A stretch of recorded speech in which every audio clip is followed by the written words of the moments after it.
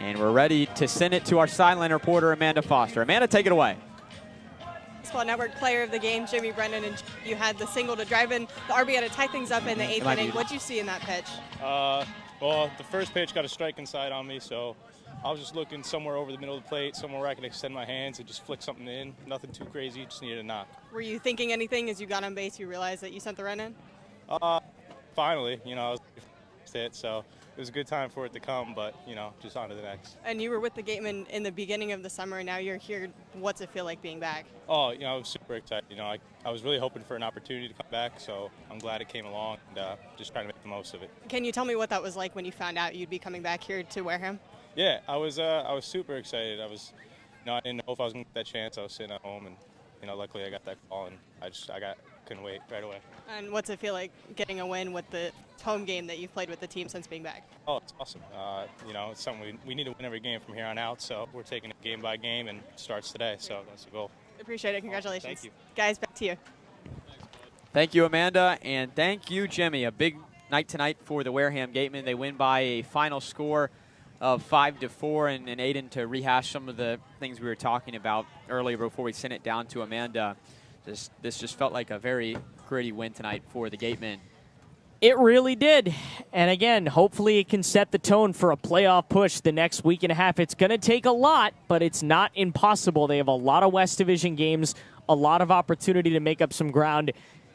At the very least, this should be a fun finish to the season. If they're going down, they're going to go down swinging. That's what they said with this game here tonight. Jackson Reed gets the win out of the bullpen. He ended up collecting 8 outs, so my math, that surmounts to 2 2/3 innings pitched for Jackson. Sure. He gets his second win of the year. Dominic Picone for Harwich pitched great, but in that last inning, that 7th inning, the Gatemen, who had consistent offense all night, really just rallied against him. Yeah, kind of felt like they kept him in 1 or 2 batters too long, and how many times has that happened with Wareham this season that, now it finally happens to work in their favor?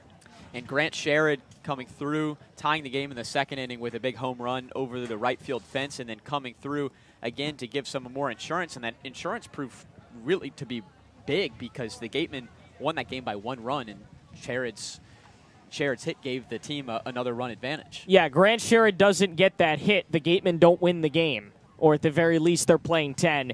So equally as big hit for him. And again, earlier, the home run, I think a lot of us kind of forgot about that.